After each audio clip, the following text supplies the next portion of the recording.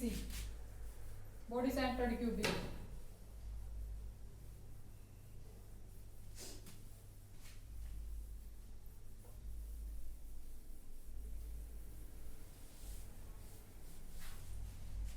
Next structure is BCC.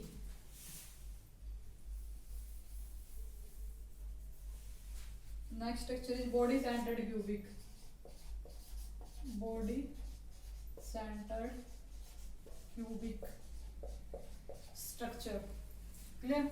Body centered cubic structure. तो first we will see conventional unit cell. इसकी conventional unit cell कैसी है? ठीक है, तो conventional unit cell तो क्यूबिक ही है, ठीक है, क्यूबिक। और टाइप कौन सी है? रुको ब्लू से conventional unit cell. Conventional unit cell इसकी BCC,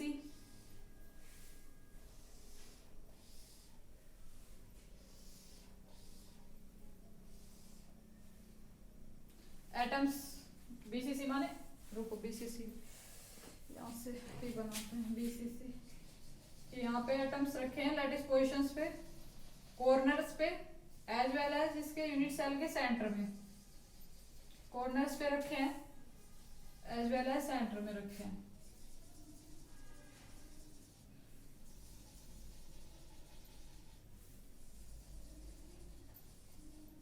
कॉर्नर्स पे है एंड इसके सेंटर में। This is exact centre. This is conventional unit cell of BCC। An effective कितने हैं इसमें?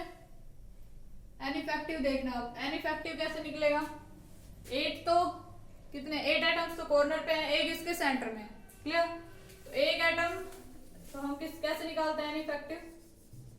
8 एटम्स कॉर्नर पे हैं, उनका कंट्रीब्यूशन है 1/8। और जो बॉडी के सेंटर में है ये किसी दूसरे यूनिट सेल से शेयर नहीं हो रहा, ये अनटच्ड है, ठीक है, सिर्फ और सिर्फ इसके अंदर ही है, इसका पूरा कंट्रीब्यूशन है।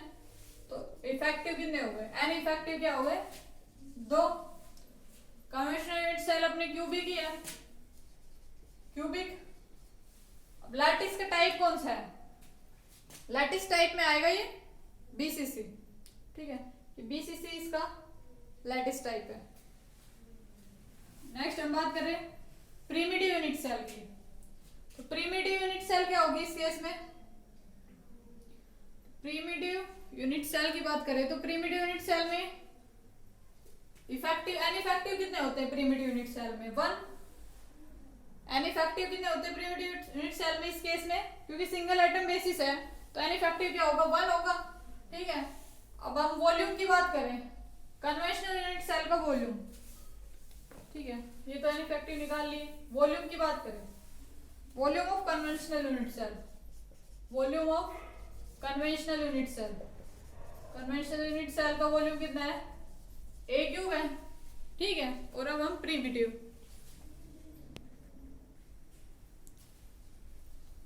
अब हम प्रीमिटिव के मतलब किसकी बात करेंगे? वॉल्यूम की। तो volume of primitive unit cell, volume of primitive unit cell. देखो इस केस में हम सिंगल एटम बेसिस लेके चल रहे हैं, ठीक है, सिंगल एटम बेसिस है। तो इसकी जो कन्वेंशनल यूनिट सेल है उसमें एटम्स कितने हैं? 2। तो 2 एटम्स का वॉल्यूम है A क्यूब। और प्रीमिटिव में कितना आएगा? 1 एटम आएगा, क्योंकि कैसी है? सिंगल एटम इसका बेसिस है, ठीक है। तो एन इफेक्टिव क्या होगा? 1 ही होगा। तो 1 एटम के लिए वॉल्यूम क्या आएगा? A cube over 2।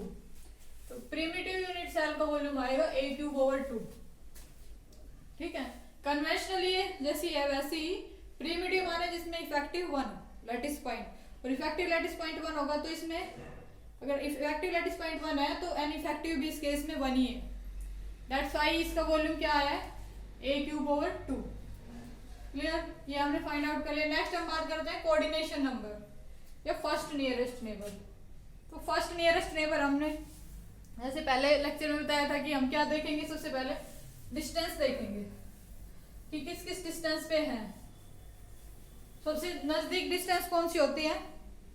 अब जैसे कि किसी में इसमें तो नहीं है, पर एज के हाफ पे भी हो सकती है, a/2 पे, a/2 पे भी हो सकती है। a/2 से भी छोटा है कि √3/4 उस लोकेशन पे हो, कि डायगोनल के, बॉडी डायगोनल के 1/4 पे हो, ठीक है।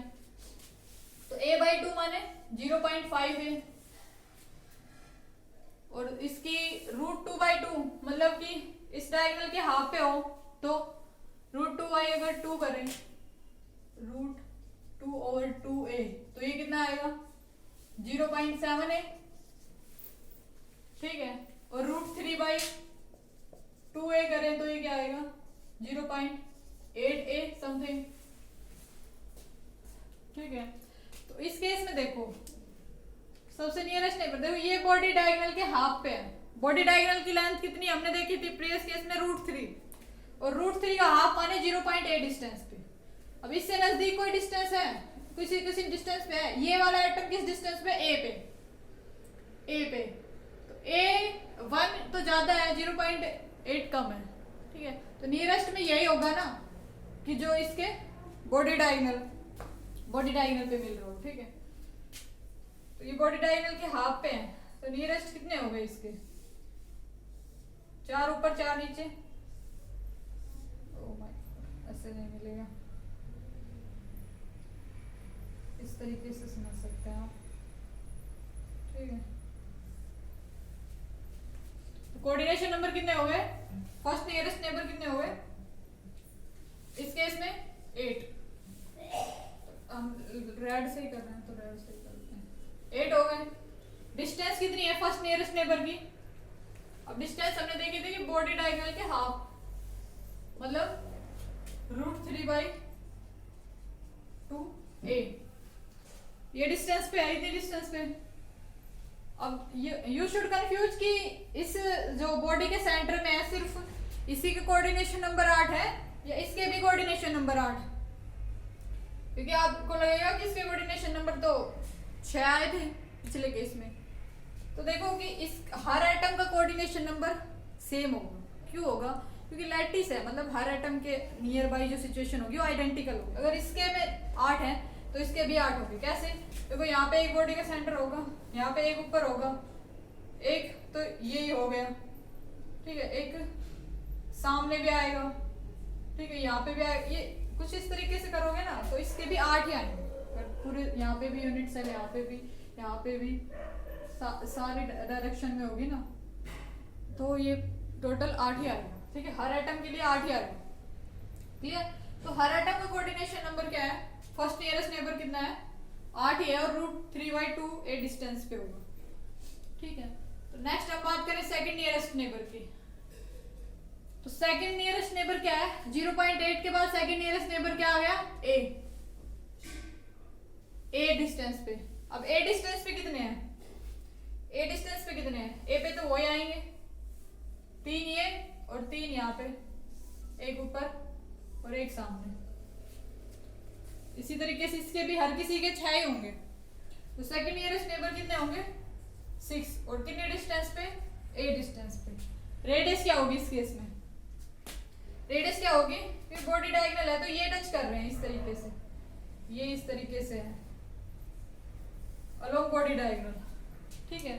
तो ये बॉडी डायगोनल पे है, ये बॉडी डायगोनल है, इसकी लेंथ कितनी है? √3 है, और इस पे है ये 3 अपने एटम, ये तो इसके सेंटर में ही है, ठीक है, ये इसके सेंटर में है। तो ये R, 2R और ये अगेन R, तो क्या लिख सकते हैं हम? 4R = √3a। तो R क्या हो गया? √3/4a। तो रेडियस आ गई, यहाँ से एटॉमिक रेडियस क्या आई? √3/4a। नेक्स्ट हम बात करेंगे पैकिंग फ्रैक्शन। तो एटॉमिक पैकिंग फ्रैक्शन अब तो इजीली कैलकुलेट कर सकते हो, फॉर्मूला है हमारे पास। तो एटॉमिक पैकिंग फ्रैक्शन अगर हम निकालें, एटॉमिक पैकिंग फ्रैक्शन APF, तो ये आएगा an effective into 4/3 πr³ over A³। An effective 2 है यहाँ पे, 4/3 πr³ आर कितना है √3/4, 3√3 हो जाएगा 4³ a³ ओवर a³ से a³ कैंसिल, 4 कैंसिल, 3 से 3 कैंसिल, तो ये कितना बचा 2 से ये हो जाएगा कितना आएगा √3/8 ये सोल्व करने पे आएगा 0.68। परसेंटेज में देखें तो 68%, 68% इस तरीके से। तो टाइप ऑफ पैकिंग, इसमें एटॉमिक पैकिंग फ्रैक्शन कितना है 68%। टाइप ऑफ पैकिंग कौन सी है लूज पैक। और इसके एग्जांपल्स में क्या क्या है कि बीसीसी के एग्जांपल्स है sodium, lithium and iron. Example क्या क्या है, एग्जांपल में है सोडियम, लिथियम, आयरन। तो ये टाइप्स के मटेरियल्स होते हैं, इनमें इस तरीके की स्ट्रक्चर होती है। कौन सी बीसीसी बॉडी सेंटर, सोडियम में, लिथियम में, आयरन में। Clear, this is all about all information about BCC. So next हम बात करेंगे एफसीसी, फेस सेंटर्ड क्यूबिक। तो फेस सेंटर्ड के लिए सारी इंफॉर्मेशन एक्सट्रैक्ट करते हैं। तो फेस सेंटर्ड के लिए in case of face centered cubic,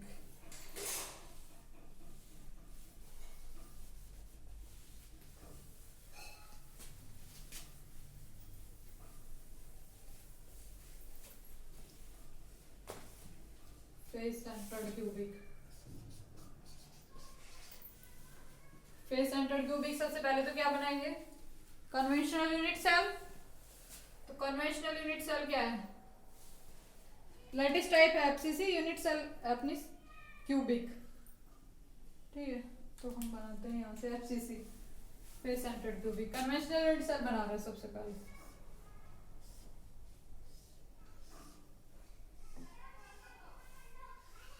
बड़ा बनाना था, छोटा बनाया।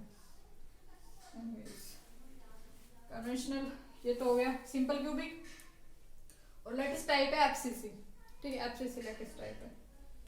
तो एफसीसी मींस कि along with the corners, her face के सेंटर पे भी आपको एक एटम होगा आपका